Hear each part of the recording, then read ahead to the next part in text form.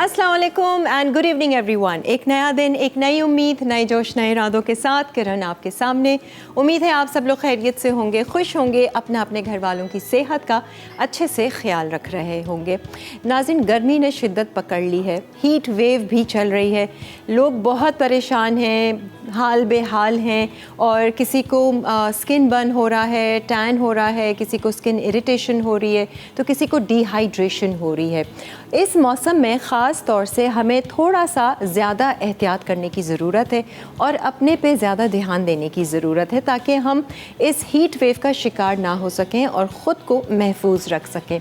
इसीलिए आज हमने सोचा कि अपने शो पर हर्बलिस्ट हकीम गालिब को बुलाया जाए ताकि वो हमें ना सिर्फ रेमेडीज़ बताएं बल्कि कुछ ऐसी रेमेडीज़ बना कर सिखाएँ भी जिन्हें हम इस्तेमाल कर सकते हैं और इस हीट वेव से ख़ुद को बचा भी सकते हैं। जैसे आज वो हमें कोई डिहाइड्रेशन की ड्रिंक भी बताएंगे, कौन सी ऐसी ड्रिंक है जो हमें हाइड्रेटेड रख सकती है और कौन सी ऐसी क्रीम है जो हमें स्किन सन बर्न से बचा सकती है, वो भी हमें आज बताएंगे। तो आज का शो बिल्कुल मिस नहीं कीजिएगा। कौन सी ऐसी रेमेडीज़ हकीम साहब हमें बताएंगे जिनसे हम ख़ुद को हाइड्रेटेड रख सकते हैं, सन बर्न हो जाए, कौन सी क्रीम बना सकते हैं घर पे और इस गर्मी को कैसे हम फ़ाइट कर सकते हैं। तो इस वक्त हमारे साथ मौजूद हैं हकीम सैयद नौशेरवा गालिब साहब। अस्सलाम वालेकुम, कैसे हैं आप? अल्हम्दुलिल्लाह। वेलकम बैक भाई।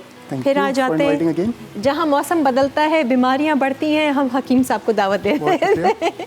जी गालिब साहब, बताइए आज क्या लेकर आए हैं इस गर्मी में हमारे लिए आप? डिहाइड्रेशन एक ऐसा मसला है जिसका शायद हमें इल्म नहीं है कि कितना नुकसानदेह और हमारी रोज़मर्रा की ज़िंदगी में कितना अफेक्टिव या कितना प्रॉब्लमेटिक एक बिहेवियर डाल रहा होता है। बिल्कुल। डिहाइड्रेशन का मतलब हम सिर्फ इतना लेते हैं, नॉर्मली अगर बात की जाए कि अगर किसी को डायरिया हो गया, लूज मोशंस हो गए, पेट ख़राब हो गया, तो जो पानी की कमी होगी वो ही हमें डिहाइड्रेशन की तरफ लेके जाएगी। ऐसा नहीं है। हाँ। इस वक्त अगर मैं बात करूं तो टेम्परेचर बहुत ज़्यादा हाई है, ह्यूमिडिटी भी बहुत ज़्यादा है, पसीनों का ज़्यादा आना, हाँ। पानी का कम पीना और यूरिनेशन का ज़्यादा आना, ये तीनों चीज़ें ऐसी होती हैं जो हमें डिहाइड्रेशन की तरफ लेके जाती हैं। सही है। पानी का इंटेक हम लोग अगर देखा जाए तो एक कॉमनली अगर मैं बात करूं तो हमारे यहाँ कहा जाता है कि 6 से लेके 8 गिलास एक इंसान के लिए इनफ है, बट मैं इससे मुख्तलिफ बात करूँगा थोड़ी सी। पानी का intake according to persons need very करता है। किसी हो सकता है कि एक बंदा जो मुस्तकिल एसी में 9 to 5 जॉब कर रहा है उसका पानी का इंटेक बिल्कुल डिफरेंट होगा। जो खातून घर में काम कर रही हैं चूल्हे के आगे मुस्तकिल उनका पसीना बह रहा है, उनका इंटेक बहुत डिफरेंट होगा। और एक मजदूर जो कि रोड पर काम कर रहा है, 12 घंटे, 8 घंटे, 10 घंटे की जॉब कर रहा है, उसका पानी का इंटेक बिल्कुल डिफरेंट होगा। पानी का इंटेक जो डिफाइन करता है वो हमारा पसीना, जितना पसीना आ रहा है और यूरिनेशन आ रही है और बॉडी की रिक्वायरमेंट, ये 3 चीज़ें मिलके हमारी पानी का तयन डिसाइड होगा जो कि वेरी करेगा हर इंसान का अलग अलग कि कितने ग्लास पीने हैं। बिल्कुल ये डेफिनेशन देना कि 8 glass is enough for everyone, ये बिल्कुल भी पॉसिबल नहीं है। हाँ, ये ज़रूर कह सकता हूँ ठंडे इलाके में रहने वाले लोग या एसी में मुस्तकिल रहने वाले लोगों के लिए 6 से 8 गिलास इनफ हो सकता है, लेकिन मुस्तकिल किचन में इस गर्मी में काम करना और एक मजदूर या कोई भी बंदा जो आउटडोर काम करे, बाइक पे अगर आजकल जाएं तो 1 गिलास पसीना तो निकल जाता है तकरीबन, निकल जाता है भाई। तो उसके जो रिक्वायरमेंट्स होंगे वो बहुत डिफरेंट होंगे। वो अकॉर्डिंगली हम लोगों को खुद डिसीजन लेना पड़ेगा कि हमारी पानी की रिक्वायरमेंट हमारी रोज़मर्रा के जो लाइफस्टाइल है उसके मुताबिक डिसाइड करके लेनी पड़ेगी। और हकीम साहब, जैसे हम कहते हैं ना, हम कहते क्या है, मतलब I mean it's a fact कि 70% हमारी बॉडी में पानी है, तो वो जब कम होगा तो फिर आपको बहुत सारी चीज़ें खराबी की तरफ आती हैं। आजकल अगर बात की जाए डिहाइड्रेशन, खास तौर पे मैं अगर बात करूं जो स्कूल गोइंग बच्चे या कॉलेज गोइंग लड़कियां या लड़के हैं, उनका पानी का इंटेक इतना कम हो गया। मेरे पास पेशेंट्स आते हैं, टोटल पूरा दिन में कितना पानी पीते हैं? 3 गिलास, 4 गिलास, 5 गिलास। यूनिवर्सिटी जा रहे हैं तो पीना ही नहीं है। हाँ। पानी जिस तरह खुराक की तो एक हाजत है, हमें महसूस होता है, हम खाना खाते हैं और कभी कभी ज़्यादा भी खाते हैं, नहीं भी ख्वाहिश होती तब भी एक टाइम हो गया है तो खाना नॉर्मली, ठीक है। इसी तरह पानी को भी अपनी रोज़मर्रा की ज़िंदगी का हिस्सा बनाइए। पानी हमारी ज़िंदगी की खुराक का भी हिस्सा है, हमारी ज़रूरत भी है, हमारी दवा भी है। बिल्कुल। अब नॉर्मली बात की जाए तो बहुत सारे पेशेंट्स आजकल, खासतौर पर जिन बच्चों की मैं बात कर रहा हूँ इस एज के, यूरिन इन्फेक्शन बहुत ज़्यादा हो रहा है, UTI बहुत ज़्यादा बढ़ गया और वजह मेन रीज़न जो है वो पानी की कमी है। तो किसी बीमारी की तरफ या किसी दवाओं की तरफ जाने से तो लाख दर्जे बेहतर है कि हम उसकी एहतियात करें। और पानी तो वो चीज़ है जो कि बहुत कॉमनली हमें मिल जाती है, तो इतनी हमें बिगाड़नी ही नहीं चाहिए जिसकी वजह से हम किसी बीमारी की तरफ मुब्तला अच्छा, पानी के ही फॉर्म में, या जैसे हम कुछ सब्जियां लेते हैं और फल लेते हैं जिनमें बहुत सारा पानी होता है, वो भी हम इनटेक कर सकते हैं? नॉन फीजी ड्रिंक्स, बहुत ज़्यादा शुगर कंटेंट जिसमें ना हो, इन दो चीज़ों को तो हम वो करेंगे जिसमें शुगर कंटेंट हो। सॉरी, जैसे कि हम डिफरेंट किस्म के मशरूबात और तमाम चीज़ें ले रहे होते हैं, मैं उस पर थोड़ा सा इख्तलाफ ज़रूर करूँगा क्योंकि शुगर कंटेंट बहुत ज़्यादा हमारा कंज्यूम हो रहा होता है, जिसकी वजह से हम बहुत ज़्यादा बढ़ रहे हैं डायबिटीज़ की तरफ। पाकिस्तान नंबर 1 पोजीशन पर है इस वक्त जो डायबिटीज़ की तरफ जो है वो तेज़ी से पेशेंट्स आ रहे हैं। तो मैं इन दो चीज़ों को तो मना करूँगा। बाकी जो नेचुरल चीज़ें हैं जिसमें पानी है, जिसमें डिफरेंट किस्म के फ्रूट्स के जूसेस हैं, वेजिटेबल जूसेस हैं, ये बिल्कुल हाइड्रेशन में हमारी मदद करते हैं। अगर हम इसकी बात करें, आजकल जिस तरह मौसम हो रहा है, गर्मी हो रही है, तो अल्लाह ताला की कुदरत जो है ना वो बहुत ही बेहतरीन है। जो निज़ाम अल्लाह ताला ने बनाया है, इस मौसम में हमें विटामिन सी की कुछ हद तक ज़रूरत है, तो हमारे मौजूद है फालसा। हमारे हर ठेले पे इस वक्त फालसा मिल रहा है जो हमें हाइड्रेट भी रखता है, हमारे विटामिन सी लेवल को भी बेहतर रखता है, हमारे जो नमकियात की इम्बैलेंसेस आ रहे हैं उनको भी बेहतर करता है। दूसरी तरफ अगर मैं देखूं तो खरबूजा और तरबूज जिसमें वाटर कंटेंट सबसे ज़्यादा है, सारे अगर मैं फलों की बात करूं तो बेहतरीन है। तो अल्लाह ताला इस मौसम में, क्योंकि गर्मी होती है, इस मौसम में पानी की कमी होती है, तो पानी के साथ साथ हमें कब्ज़ की शिकायत होती है पानी की कम होने की वजह से, तो फाइबर कंटेंट भी इसमें बहुत ज़्यादा है। जरूरी है, देखिए सिर्फ लिक्विड्स नहीं, मतलब फाइबर भी बहुत ज़रूरी है। हाँ। तो तरबूज और खरबूजा अपनी रोज़मर्रा की ज़िंदगी में इस्तेमाल करें। वो आपके लिए सिर्फ फ्रूट्स का काम नहीं करेगा, वो एनर्जी भी बढ़ाएगा, वो फाइबर भी देगा, वो आपके पानी के इंटेक को भी बेहतर करेगा और आपकी दवा का काम भी करेगा। हकीम साहब, ये भी बताइए, ये जो फल हम कंज्यूम करते हैं, खाते हैं, ये बेहतरीन टाइम कौन सा है कि इसके हम तमाम आफादियत को ले सकें हमारी बॉडी? देखिए, हिकमत की अगर बात करूँ तो हमारे यहाँ ये कहा जाता है कि अगर ठंडे टाइम से, मतलब मगरिब से पहले फ्रूट का कंजम्पशन ले लिया जाए तो वो ज़्यादा बेहतर होता है। तो बेहतर तो यही है। मैं लोगों को अगर पूछते हैं ना लोग क्या करें, तो फ्रूट्स को मैं कहता हूँ एक पूरा मील बना के लें। अच्छा, दोपहर का खाना खाएं। जो हमारे यहाँ गलत रिवाज कह लें या एक रिवाज है, कि दोपहर शाम को एक चाय या नाश्ते का जो एक एलिमेंट आता है, जिसमें हम नॉर्मली जो है वो चाय होती है और कोई शुगरी आइटम लाजमी उसमें होता है, चाहे वो बिस्किट्स हो या कुछ और हो। क्या करें, मुझे खुद आदत है डबो कर खाने की। तो उसको चेंज करके अगर एक फ्रूट बाउल ले लिया जाए जिसमें तरबूज हो, खरबूजा हो, थोड़ा सा कोई और, जैसे कि आजकल चीकू बहुत अच्छा आ रहा है, शाम के टाइम मतलब वो ले लिया जाए दोनों main meals lunch and dinner के दरमियान में, तो एक बेहतरीन दवा भी होगी, बेस्ट टाइम भी होगा। और कोशिश किया करें कि जितने भी फ्रूट्स अगर लिए जाए, थोड़ी देर उसमें पानी का इंटेक जो है वो थोड़ी देर तक थोड़ा सा मुअत्तल रहे तो ज़्यादा बेहतर है। हल्के सा पानी ना पिए, 15 से 20 मिनट बाद पीने तो ज़्यादा मुनासिब होगा। सही है, ये इस तरीके से हो जाएगा। अच्छा, डिहाइड्रेशन के ऊपर तो हम बात कर रहे हैं। एक सवाल मेरे जहन में ये आया था, जब अक्सर डायरिया या मोशन हो जाता है तो हम ORS लेते हैं, ठीक है। अब ये अगर कोई डायरिया और मोशन नहीं लगे हुए लेकिन पसीना ऑब्वियसली हमारा बह रहा है, हम तब भी ORS पी सकते हैं? देखिए, ORS जो है वो बेसिकली केमिकल बेस्ड है। आज की तहकीक के मुताबिक बहुत ज़्यादा, एक 2-4 साल पहले अगर मैं पीछे की बात करूं तो डॉक्टर्स या एक नॉर्मल एक जर्नल हमारे यहाँ हो गया था कि गर्मी बहुत है, इस मौसम में अगर आप ORS पी लें तो बहुत अच्छी बात है रोज़मर्रा की ज़िंदगी में। मैं बिल्कुल एग्री करूँगा। जो नमकियात की कमी और जो न्यूट्रिशंस की कमी इस मौसम में हो जाती है, जिसकी वजह से इंसान ड्राउजी महसूस करता है, मेंटली भी, फिजिकली भी, और बिल्कुल थकन सी महसूस हो रहा होता है, तो उसमें ORS बहुत अच्छी दवा हो सकता है। लेकिन क्योंकि वो केमिकल बेस्ड है तो मैं एक घरेलू टोटका बता देता हूँ जिससे यही अफादियत हम हासिल कर सकते हैं, चाहे वो डायरिया के बाद हो, चाहे वो एक नॉर्मल मौसम में, गर्मी के मौसम में हो जो पसीने की वजह से है। एक गिलास पानी लीजिए, एक चुटकी उसमें मीठा सोडा ऐड कीजिए, एक चाय का चमचा उसमें चीनी ऐड कीजिए, आधा चाय का चमचा नमक ऐड कीजिए, जिसको हम शिकंजबीन, नींबू पानी कहते हैं। सिर्फ इसमें मैंने एक चुटकी मीठा सोडा ऐड किया जो कि नमकियात को, इलेक्ट्रोलाइट्स को, सोडियम को मैनेज करने में मदद करेगा। That's it. अच्छा, तो हम इसमें नींबू, चीनी, नमक, पानी और मीठा सोडा एक चुटकी, वो भी एक गिलास में, बिल्कुल एक गिलास में ठंडा ले लें, उससे बेहतर हो जाएगा। नंबर 2, ठंडे पानी में एक चाय का चमचा अगर अरके गुलाब मिला लिया जाए तो वो भी आपको हाइड्रेट भी रखेगा, तरोताज़ा रखेगा, जिगर की, मैदे की गर्मी को बेहतर करेगा और फौरी तौर पे बॉडी जो टेम्परेचर बहुत लो हो रहा होता है उसको बेहतर करने में मदद करेगा। अपने पानी की बॉटल्स में हम गुलाब का अर्क डाल के रखते हैं, पानी की बॉटल 1 लीटर की अगर है तो उसमें 3-4 चमचे से अरके गुलाब डाल के छोड़ दीजिए और वो रेगुलर पीते रहे। वाह भाई, ये तो अभी आप इसी वक्त ही कर लीजिए। और मज़ीद हम बात करेंगे, अभी तो धूप पड़ रही है, स्किन जल रही है, पता नहीं क्या क्या हो रहा है, इस पर आपकी प्रॉब्लम सॉल्व करते हैं अभी। Let's take a break. बहुत सारी रेमेडीज़ बनाना सिखाएंगे। अभी हम बात कर रहे थे वो गुलाब का जो अर्क है वो आप डाल के पानी में रखें, वो भी एक रिफ़्रेशिंग और हाइड्रेटेड रखता है। लेकिन अब आपने कहा मसला ये है कि बाज़ार में असली वाला गुलाब का अर्क नहीं मिलता। मैंने कहा तो बहुत आसान है, तो हम भी बना लेंगे। गुलाब की पत्तियाँ ली, पानी में बॉईल किया और वो पानी छान कर इस्तेमाल कर लिया।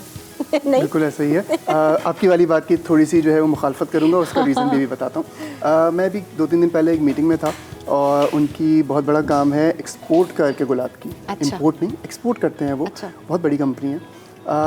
बैठे हुए थे ऐसे ही, तो उनसे बात हुई तो वो एक बात बता रहे थे मुझे, और वो ये कह रहे थे कि हम जब बाहर जाते हैं डिफरेंट कॉन्फ्रेंसेस में या डिफरेंट एग्जीबिशंस में, तो उनको एक साहब मिले चाइनीज़, और वो ये कहते हैं कि एक केमिकल है, 5 लीटर पानी लीजिए, उसमें 2 चमचे ये केमिकल डाल दीजिए और आपका 5 लीटर अर्के गुलाब तैयार।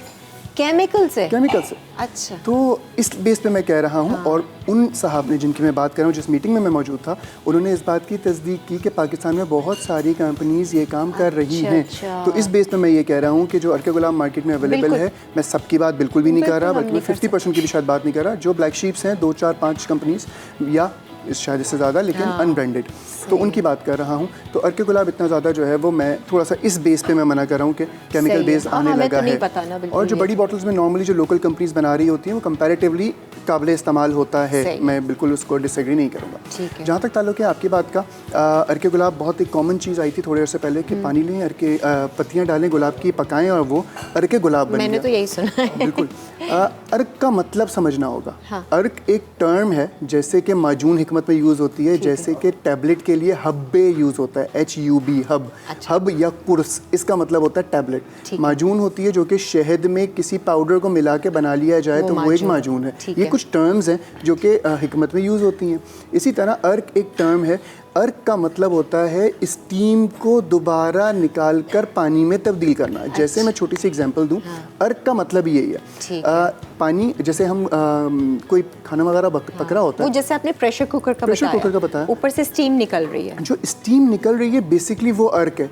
हम क्या करते हैं, कुछ ऐसी मशीनरीज होती हैं जो उस स्टीम में, वैसे कुकर, हम प्रेशर कुकर की बात कर लेते हैं। अर्के गुलाब हमने पानी डाला, पत्तियां डाली, जो उसकी सीटी वाली जगह है जहाँ से स्टीम निकलती है, वहाँ पे एक छोटा सा पाइप लगा दिया, जैसे पेट्रोल का पाइप नॉर्मली बाइक्स में यूज़ होता है, वो लेकर आपने एक ग्लास में डाल दिया। ठीक है। जो स्टीम बन रही है वो हल्के हल्के आप देखेंगे थोड़ी देर बाद जो है वो एक एक कतरा उस ग्लास में आना शुरू हो जाएगी। वो है असल अर्क। बेसिकली अर्क वो है। और हम क्या करेंगे, और जब उबालेंगे तो सारा अर्क हवा में, बेसिकली अर्क तो निकल गया, वो डिकॉक्शन है, वो सिर्फ एक अर्क पत्तियों की चाय है, दैट्स इट, और कुछ नहीं। उसकी अफादियत थोड़ी सी डिफरेंट है, जो निस्बतन हम अर्क की अफादियत की बात करते हैं। हमें पता ही नहीं था, बिल्कुल सिंपल और कॉमन सी चीज़ है ये। अच्छा, खैर एनीवेज, अब आ जाते हैं। अच्छा, पहले क्या बता रहे हैं? हम डिहाइड्रेशन पे अगर बात करें तो हमारी सकाफत का हिस्सा है छाछ। ठीक, बिल्कुल। इसमें होती है दही, बिल्कुल, ठीक है। इसमें होता है जीरा या जीरे का पाउडर, और इसमें होता है नमक और पानी। ये सिर्फ 4 चीज़ें होती हैं, दही, जीरा, वाइट क्यूमिन, सफ़ेद जीरा, और नमक और पानी। इसको बना के पी लिया जाए तो ये एक बेहतरीन दवा है जो कि हमें हाइड्रेट भी रखती है। नमकीन लस्सी, नमकीन लस्सी, और पतली हो, जिसमें मैंने इसमें दूध नहीं डाला, इसमें 1 गिलास पानी लें, 2 चमचे इसमें दही के डालेंगे, आधा चमचा इसमें जीरे का डालेंगे, और हस्बे ज़रूरत इसमें नमक ऐड होगा। बहुत मज़े की होती है, बहुत इजीली बन जाती है, बहुत लाइट होती है। हम जो मीठी लस्सी की तरफ जाते हैं जो कि बहुत ज़्यादा हैवी हो जाती है कुछ लोगों को, उसके मुकाबले में ये बहुत अच्छी दवा है। देन अगेन शुगर कंटेंट इसमें बिल्कुल भी नहीं है, तो आपको जो नुकसानात हैं उसकी उम्मीद भी नहीं है। इसमें बहुत ज़्यादा फ़ायदे हैं। ये आपकी किडनी हेल्थ को बेहतर करेगी, ये आपकी डायरेटिक है जिसकी वजह से पेशाब आवर तो है, लेकिन पानी की प्यास लगेगी, आपने पानी पीना है, और किडनी को रिफ्रेश रखेगा। ये पता है, पेट ठंडा रहता है, पेट भी ठंडा रहेगा, मैदा भी ठंडा रहेगा। जो बार बार आपको नकाहत की सिचुएशन हो रही है, मेंटली ड्राउजीनेस हो रही है, थकन का अवसर है, कुछ लोगों को पाँव में क्रैम्पिंग की सिचुएशन हो जाती है डिहाइड्रेशन की वजह से, सारी चीज़ों की बेहतरीन दवा है। हमारी जो सकाफत है, जो हमारा कल्चर है, वो एक बेहतरीन, जिसने भी बनाया है, हमारे बुजुर्गों ने, हमारे बड़ों ने, वो बेहतरीन बनाया। और अगर हम आज भी अपने पुराने कल्चर जो हमारे दादा नाना या उनके वालिदैन इस्तेमाल किया करते थे, अगर हम देखें तो हम बहुत सारी चीज़ों पे वापस आ रहे हैं। जैसे कि छोटी सी मिसाल लूँ, पहले कहा जाता था हार्ट के पेशेंट्स के लिए घी बहुत बुरी चीज़ है, जो देसी घी की बात कर रहा हूँ मैं, अभी भी जो घी के जो एक केमिकल वाले घी हैं मैं उनकी बात नहीं कर रहा, वो बिल्कुल नुकसानदेह हैं। मैं देसी घी की बात कर रहा हूँ। देसी घी पहले ज़माने में खाया जाता था, जिसको हमारे यहाँ बदकिस्मती से कहा गया कि ये हार्ट पेशेंट्स के लिए अच्छा नहीं है। ये डॉक्टर्स कह लें या डिफरेंट किस्म के जो रिसर्चेज हैं वो आई, जिसमें कहा गया कि ये चीज़ें बेहतर नहीं हैं हार्ट के लिए। आज हम बात करें 40 से 50 साल बाद की, तो आज दोबारा वही रिसर्चेज, वही डॉक्टर्स, वही लोग ये बात कहने पे मजबूर हैं कि देसी घी हमारे बॉडी में, अगर देसी है, ओरिजिनल है, बिल्कुल ठीक है, तब की बात हो रही है, केमिकल बेस की बात नहीं हो रही।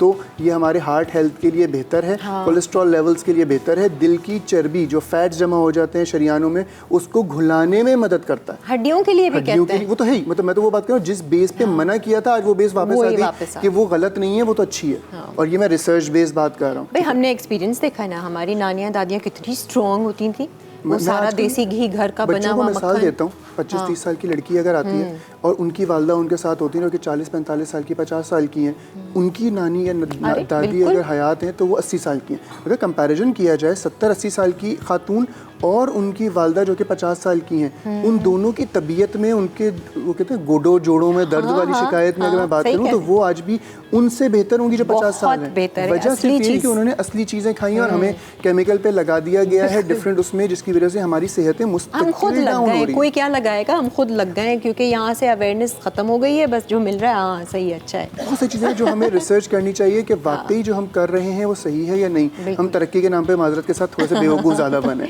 अच्छा जी, आ जाते हैं अपनी अब दूसरा क्या बता रहे हैं? अच्छा, दूसरा मैं आजकल बहुत ज़्यादा गर्मी की वजह से स्किन बहुत टैन हो जाती है, टू टोन हो जाती है, ऑयली स्किन जिन लोगों की है, सीबम वाली, उनके बहुत ज़्यादा अजीब से पैचेस पड़ना शुरू हो जाते हैं, इवन एक्ने भी हो जाती है। बिल्कुल होती है। और बहुत एक अजीब सा टेक्सचर हो जाता है स्किन का। उसके लिए एक छोटी सी रेमेडी अर्ज कर रहा हूँ, जो कि घर में आप बहुत इजीली घर की ही चीज़ों से बना सकते हैं। इसमें मैंने 2 चमचे हल्दी लूँगा, दही लूँगा, सॉरी। इसमें मैंने थोड़ी सी पिंच हल्दी ली, ठीक है, तकरीबन इतनी।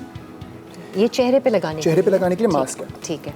मैंने इसमें क्वार्टर जो है वो टमाटर लिया, ठीक है, और तकरीबन 3-4 इंच के 2 पीसेस छिलके समेत हैं, दोनों टमाटर भी और खीरा भी, ये मैंने लिए। और इसमें अगर हो सके तो थोड़ा सा बेसन ऐड हो सकता है या चावल का आटा भी ऐड हो सकता है, 1 चाय का चमचा। इसको ब्लेंड कर लें, बेहतरीन फेस मास्क बन जाएगा ये। इसमें जो है वो आपकी स्किन वाइटनिंग फौरी नजर आएगी आपको कि आपकी टोन बेहतर हुई है, हाइड्रेशन बेहतर होगी, स्किन में जो टू टोनिंग आ रही है वो बेहतर हो जाएगी।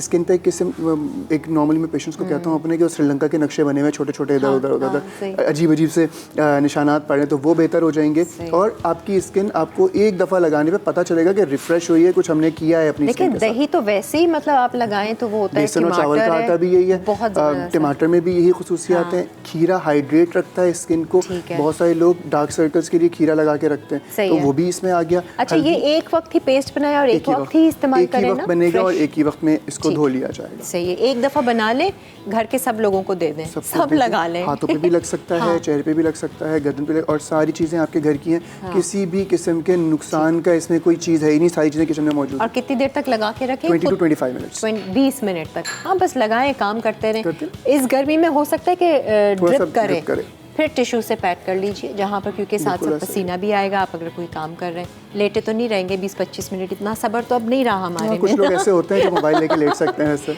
ओ फल्ला। खैर ठीक है, ये मास्क हो गया आपके सनबर्न के लिए। अब आप इसको अप्लाई कर सकते हैं हाथों पे भी, टांगों पे, आप अपने पाँव पे, बिल्कुल कहीं पे भी इस्तेमाल हो सकता है, किसी भी किस्म के। अच्छा, वैसे बता रहा हूँ, कभी भी कोई भी रेमेडी जो कि फेस पे लगाने के लिए इस्तेमाल करें, ऑल्दो कि ये तमाम चीज़ें घर की हैं, लेकिन मैं सबसे रिक्वेस्ट करता हूँ पैच टेस्ट ज़रूर करें। अच्छा। इस जगह पे कोई भी क्रीम, कोई भी इवन मेकअप भी अगर इस्तेमाल करना हो ना, तो एक दिन के लिए उसको अपने चेहरे पे लगाने से पहले, एक दिन के लिए पहले से अपने बाजू पे या ऐसी जगह पे जो कि नॉर्मली विजिबल नहीं होती, उस पे लगाकर चेक कर लें। एहतियात अच्छी है, इससे ये होगा कि कभी कभी कुछ लोगों को फौरी तौर पे रिएक्शन आ जाता है। मैं इसकी चीज़ की बात नहीं कर रहा, ओवरऑल बात कर रहा हूँ। लाल हो जाती है, कोई भी चीज़ है तो वो आप पहले पैच टेस्ट कर लें, तो हमेशा एक सेफ्टी का पहलू मेरे ख्याल से ज़्यादा बेहतर है। ठीक है जी, ये तो फेस का हो गया। अभी मजीद और कुछ है ना? मैं सनस्क्रीन बनाना सिखा रहा हूँ। ठीक है, तो हम ब्रेक लेंगे, फिर आपको बताएंगे सन सनस्क्रीन, और सनस्क्रीन की क्रीम्स लेने जाओ तो बहुत महंगी पड़ती हैं। ये ज़रा कुछ देखते हैं कि ये कितनी बहुत इफेक्टिव होगा, कॉस्ट और बहुत सस्ती होगी ना? बहुत सस्ती होगी और बहुत एक्टिविटी भी इसकी अच्छी होगी। अच्छा? आपको फ़ायदा भी उतना ही देगी जितनी महंगी क्रीम्स देती हैं, और बिल्कुल घर की तकरीबन चीज़ें हैं और बहुत सस्ते कितना में SPF होगा इसमें? तकरीबन 40 to 50 वेरी गुड भाई, और ज़बरदस्त। 100% नेचुरल। 100% नेचुरल सनस्क्रीन हम आपको बनाना सिखाएंगे जी। Sun cream, sun block cream कह लीजिए इसको, एक ब्रेक के बाद। और ब्रेक के बाद आएंगे इंशाल्लाह तो फिर वो जो फ़िश की ख़ास सॉस बननी है वो भी हमें माहिन सिखाएगी। एक ब्रेक ले लें।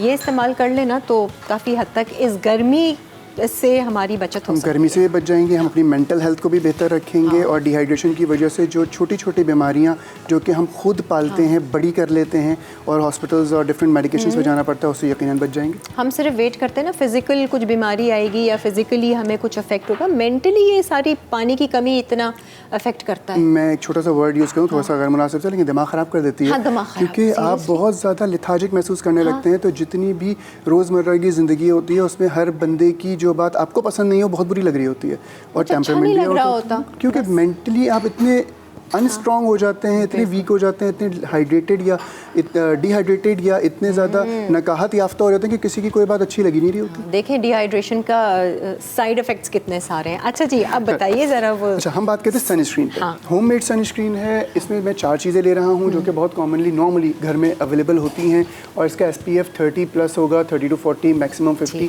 इसमें मैं 2 ऑयल्स यूज़ करूँगा जो हमारे यहाँ कहा जाता है कि UV रेजेस से प्रोटेक्शन में सबसे ज़्यादा मदद करते हैं। और इसमें और 2 चीज़ें, इसमें अर्क गुलाब मैंने लिया है तकरीबन 100 ml के करीब। इसमें शहद मैं ऐड करूँगा तकरीबन 2 चाय के चमचे। ठीक है। और ये जो बनाना सिखा रहे हैं आप, ये स्प्रे इसको बना के रखते हैं हम? बिल्कुल, इसको फ्रिज में रख दीजिए। ठीक है। 6 से 7 दिन ये ख़राब नहीं होगा। ठीक है। ठीक है। इसमें मैंने 2 चमचे शहद के लिए हैं। इसमें मैंने नारियल का तेल ले रहा हूँ तकरीबन आधा चाय का चमचा, अच्छा।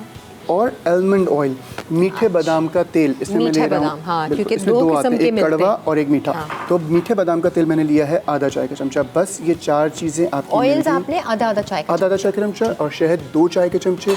अर्के गुलाब इसमें मैंने लिया है 100 ml। ये बॉटल बन गई। इसको आपने अच्छी तरह शेक करना है, इतना कि शहद और ऑयल्स आपस में मिक्स हो जाए।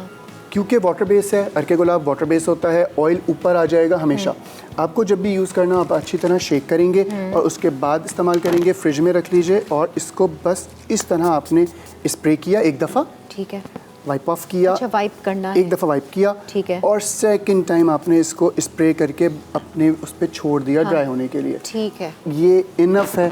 आप ये सन ब्लॉक बन गया? सन ब्लॉक बन गया, और बेहतरीन रिजल्ट्स हैं इसके। इवन ये वाइटनिंग का काम भी कुछ हद तक करेगा। अच्छा, और ये सिर्फ घर बैठे में तब भी इस्तेमाल कर सकते हैं? लॉन्च ऑन में गए तो? अभी मैंने अब स्प्रे बाहर किया है। निकलने से पहले तो ये ज़रूर बिल्कुल। अब जैसे समर वेकेशंस वगैरह आने वाली हैं, तो बहुत सारे लोग जो है वो समंदर का रुख करते हैं, फैमिलीज़ के साथ डिफरेंट उसमें जाते हैं, पिकनिक्स वगैरह पे जाते हैं, तो उसमें ये बनाएं, बच्चों के भी लगाएं। कि कोई भी उम्र हो बच्चे की, किसी भी किस्म का कोई रिएक्शन की उम्मीद नहीं है इसमें। ये और इसका फ्रेगनेंस भी कितना बहुत अच्छी लॉन्ग है। लास्टिंग है? मीनिंग कि जैसे अभी एक स्प्रे हमने किया 3 से 4 घंटे कम से कम। अच्छा, 3 से 4 घंटे फिर दोबारा से स्प्रे। और अगर इसकी फ्रेगनेंस की बात करूँ तो आपको भी आ रही होगी, बहुत प्लेजेंट सी एक अच्छी सी स्मेल है। तो ये बॉटल तो आप मुझे दे देना। ये आपकी होगी? हाँ, बस सही है। ये मैं ज़रा इसको ज़रा अप्लाई करके देखती हूँ। आजकल मैं वैसे ही बहुत स्प्रेज इस्तेमाल कर रही हूँ, कुछ ना कुछ करके। रोज़ वाटर का स्प्रे तो फलां चीज़। ये बहुत अच्छी चीज़ है, ये फ्रिज में रख लीजिए। और नहीं, और सस्ती कितनी है?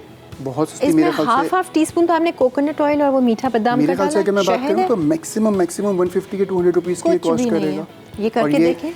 तमाम घर वालों को कम से कम 1 हफ्ता तो इजीली चल जाएगा। और मुझे ये लगता है कि बच्चे जो है ना, वो जो सन ब्लॉक वाली क्रीम्स मिलती हैं वो लगाना बिल्कुल पसंद नहीं करते हैं। मतलब आप स्कूल जाने से पहले उनको लगाएं तो बहुत चिढ़ते हैं। चिढ़ते भी ये हैं। तो इसमें आपको एक पता तो भी नहीं थोड़ा चलेगा। सा स्टिकी भी होती हैं कुछ, और देन अगेन मैं बात अगर करूँ तो चाहे कुछ भी हो, केमिकल बेस्ड जो होती हैं चीज़ें, वो बच्चों की स्किन सेंसिटिव होती है। मैं नॉर्मली पेशेंट्स से रिक्वेस्ट ही करूँगा कि 15 माइनस जितने भी लोग हैं जो 15 साल से छोटे हैं, उनको इस तरह की क्रीम्स मैं बहुत सारा देखता हूँ।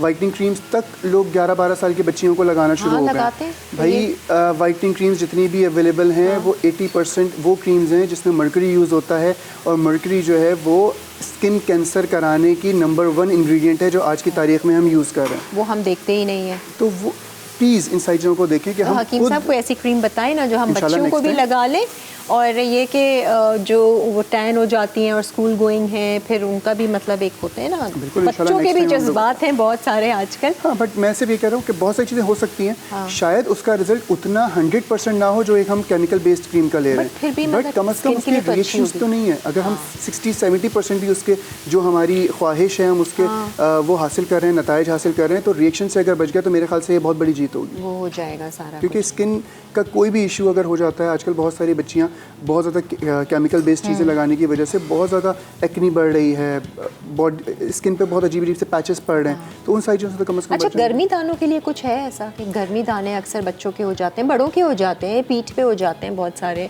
गर्दन पे हो जाते हैं, गर्मी दाने के लिए कहीं क्या? पे भी हो सकते हैं गर्मी दाने के लिए छोटी सी अगर चीज़ अर्ज करूँ तो एक तो हाइड्रेशन बहुत ज़्यादा ज़रूरी है, जिस तरह हमने तमाम चीज़ों की बात ठीक की है। तो वो रखें। कोई भी नॉर्मल जो हमारे यहाँ लोशंस होते हैं, आया ये कि फिर वही कहूँगा कि वो केमिकल बेस्ड होते हैं, बट नॉर्मल जो छोटे मोटे लोशंस आते हैं जो कि हनी बेस्ड लोशन होते हैं या चिया बटर बेस्ड लोशंस होते हैं, अगर उसमें थोड़ा सा पेपरमिंट ऐड कर ली जाए और पुदीना बिल्कुल बारीक पीस कर एक चाय का चमचा वो, पेपरमिंट जो का है जो वो oil सत्ते या- पुदीना कहते हैं। अच्छा। ऑयल भी यूज़ हो सकता अच्छा। है, और सत्ते पुदीना वाइट कलर के डिफरेंट वो होते हैं, वाइट कलर के डंडियाँ टाइप मिल जाती हैं, किसी भी पंसारी से मिल जाएंगी। वो तकरीबन 2 इंच का टुकड़ा वो उसमें डाल दीजिए तकरीबन 50 ml क्रीम में, और पुदीने की पत्तियों का पाउडर 1 चुटकी या 2 चुटकी डाल के उसको अच्छी तरह मिक्स करके रख दें 10-15 मिनट। ठीक है। उसकी जो वो पेपरमिंट हमने डाला है वो उसमें डिज़ोल्व होने तक इंतज़ार करें। ठीक वो है। डिज़ोल्व हो जाए तो मिक्स करके आप लगा लें, बेहतरीन आपकी होममेड तो नहीं बट सेमी होममेड गर्मी आपका जो है वो दानों के गर्मी लिए। दानों के लिए क्रीम बन ठीक। जाएगी। ये प्रिकली हीट पाउडर वगैरह ये सही है अगर हम इस्तेमाल तकरीबन सही है, मतलब वो आपकी क्योंकि ठंडा- जितना ठंडा। भी टैल्कम पाउडर्स होते हैं उसी में ही थोड़ा सा अमेंडमेंट करके उसको बनाया जा रहा होता है, तो उसमें कोई हर्ज नहीं। वो सही है। अच्छा, वैसे ये जो हम हीट वेव की बात करते हैं, कौन से ऐसे लोग ज़्यादा हीट वेव का शिकार होते हैं, जो पानी वानी कम पीते हैं या क्या है? सबसे पहले तो जिस तरह हमने बात की, पानी का इंटेक उतना होगा जितनी आपकी रिक्वायरमेंट। एक पेशेंट आए, उनसे अगर मैं बात करूँ तो कहते हैं मैं तो 8-9 गिलास पानी पी लेती हूँ, बट मैं जो महसूस कर रहा हूँ, जो उनके सिम्टम्स हैं वो डिहाइड्रेशन वाले हैं, पानी की कमी वाले हैं। चाहे वो 8-9 गिलास भी पी रही हैं 8-9 तब गिलास ही भी। पी रही हैं। इवन कुछ लोग आते हैं जो कहते हैं 12 गिलास ही पी रहे हैं लेकिन डिहाइड्रेटेड महसूस कर रहे हैं। बात सारी सिर्फ ये है कि उनको यूरिनेशन भी तो ज़्यादा आ रही है। वो एक शुगर की पेशेंट है जिनकी बार बार यूरिनेशन आ रही है, तो ये देखना होता है कि अखराज पानी का कितना है बॉडी ठीक से, है। उस हिसाब से इनटेक होगा। जैसे मैंने पहले बात की कि पसीना सही। और यूरिनेशन, ये 2 चीज़ें काउंट करके हम लोग उस पर जाते हैं। उससे जहाँ तक ताल्लुक है आपका सवाल, सॉरी माजर के साथ, वो हीट वेव अक्सर wave लोग पे। शिकार हो जाते हैं, मतलब पानी की heat कमी wave एक का। मेन वजह है। है। बहुत ज़्यादा लोग जो बाइक पे सफ़र कर रहे होते हैं या पसीनों का जिनका अखराज होता है वो लोग होते हैं। जो लोग मैंने देखा बुजुर्ग लोग जितने भी हैं ना, वो एसी को अवॉइड कर रहे होते हैं बिला वजह के नहीं, यार एक तो ऑब्वियसली बिल्स वगैरह की वजह से भी थोड़ी सी एहतियात कर रहे होते हैं। उनको आदत नहीं है लेकिन एसी की, आदत वो भी नहीं बेचैन है। होते हैं एसी में, दरवाज़ा बंद में। घर कमरे में वो अपने हैं, शदीद गर्मी हो रही है, ह्यूमिडिटी हो रही है, लेकिन वो उसी में रहना पसंद कर रहे होते हैं। पसीना आ रहा होता है, फिर जिस बेड पे हम लेट रहे होते हैं, जो फॉर्म का बेड होता है, वो भी एक हीट प्रोडक्शन का एक अमल होता है जिस पे हम लेट रहे होते हैं। और हमें अक्सर लोग जो इस तरह का अमल रखते हैं तो वो पसीने में उठते हैं अक्सर। बिल्कुल, हाँ। तो डिहाइड्रेशन उन लोगों को कंपैरेटिवली ज़्यादा होती है। डिहाइड्रेशन की कोई ख़ास वैसे उम्र की बात की जाए तो मेरे ख्याल से नहीं है, वो रोज़मर्रा की ज़िंदगी और बॉडी सिस्टम की बात है बॉडी कि सिस्टम वो की किस बात है कि आप तरीके किस का। तरह ठीक ज़िंदगी गुजार रहे हैं और पानी का इंटेक आपका कितना है। माहिर ने तीनों चीज़ें बहुत अच्छे से प्रेजेंट कर दी हैं, हम आपको दिखाएंगे। एक ब्रेक लेते हैं और फिर हाजिर होते हैं। आपसे जाते जाते एक सवाल आया था, क्योंकि गर्मियां हैं और अक्सर लोगों को ना बहुत ज़्यादा स्वेटिंग की वजह से फंगस की भी शिकायत हो जाती है, जैसे ये नकल्स के अंदर या नाखूनों में और ये आपके टोज़ में जिन बहुत ही होता जगहों है। पे एयर प्रॉपर तौर पे नहीं लगती, चाहे वो अंडर आर्म्स हो सही या है। कुछ ऐसी जगहें जो प्राइवेट पार्ट्स पे होती हैं, उंगलियों के बीच में होती हैं, सही खासतौर पे पाँव में। और बहुत सारे लोग जो खासकर नमाज पढ़ते हैं, हाँ। वज़ू बार बार करते हैं और उसके बाद फ़ौरन सॉक्स पहन लेते हैं जो कि ऑफिस गोइंग होते हैं नॉर्मली अगर ठीक बात है। की जाए, तो उन लोगों को पाँव के बीच में, उंगलियों के अंगूठे के बीच में फंगस। लाजमी फंगस डेवलप हो जाता है। उसके लिए तो क्या इसके लिए एक छोटी सी होम रेमेडी बता देता हूँ। एलोवेरा का जेल लें थोड़ा सा, तकरीबन 1 चमचा, ठीक है। इसमें बिल्कुल 1 पिंच हल्दी ऐड करें। नीम का तेल एंटी फंगल और एंटीसेप्टिक ऑयल है जो कि बेस्ट है पूरी दुनिया में इस पर्पस के सही लिए। है। वो तकरीबन 10 से 15 कतरे ऐड करें और ये एक ऑइंटमेंट टाइप बन गया। इसको अच्छी तरह मिक्स करके उस पार्ट पे, उस पैच पे लगा लें, चाहे वो अंडर रात में लगाएं या कब लगाएं? लगाएं और 15 से 20 मिनट लगाने के बाद उसको वॉश कर लें। दैट्स अच्छा, ठीक इट। है। दिन में 2 दफ़ा ये यूज़ होगा, कभी भी यूज़ कर सकते सही हैं। है। इस ऑइंटमेंट को बनाकर रख लें, 3 से 4 दिन ये ठीक रहेगा, उसके बाद ख़राब हो जाएगा, फंगस आ जाएगा इस पर खुद भी, क्योंकि एलोवेरा बहुत जल्दी फंगस पकड़ लेता अच्छा, है। सही तो है। 3 दिन इसको यूज़ कर सकते हैं फ्रिज में रख के। बाकी ये बहुत ज़्यादा फ़ायदेमंद होगा किसी भी फंगल इन्फेक्शन, ना सिर्फ ये कि स्वेटिंग की वजह से फंगल इन्फेक्शन, बल्कि कोई और भी अगर बॉडी पे फंगल इन्फेक्शन हो रहा है तो उस पर ये ऑइंटमेंट लगाया जा सकता है। ज़बरदस्त। और फिटकरी का भी इस्तेमाल करें इस किया जा गर्मी सकता है, में, बिल्कुल है ना? कर सकते आपकी बॉडी ओडर और पसीने की बदबू बहुत से बेहतर आपको हो जाती है। वो बेहतर हो जाता है। खैर एनीवेज़, ये था हमारा आज का शो और बहुत सारी टिप्स आपने दी हैं एज यूजुअल और बहुत आसान। और सबसे बेस्ट तो था वो सनस्क्रीन वाला। वो कहाँ गई बॉटल? वो आपके लिए भाई बिल्कुल लेके रखी हुई नहीं है चले संभाल के। जाइएगा। नहीं, हाँ, नहीं मैं लेके बिल्कुल वो लेकर जाऊंगी और इस्तेमाल करूंगी। Thank you so much Maheen. Always welcome. उम्मीद है कि खाना पकाते साथ साथ आप ये सारी बातें भी सुन रही थी। बिल्कुल। तो ये था हमारा आज का शो और इसमें हमने आपको बहुत सारी टिप्स दी थी, इन पर ज़रूर अमल कीजिएगा।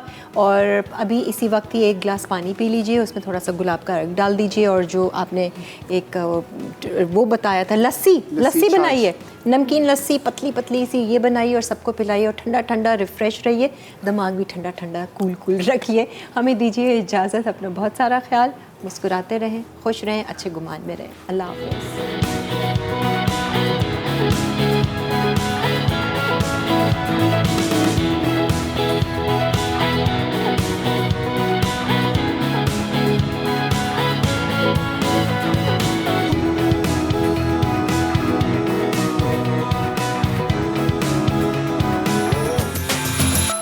Add some masala to your life.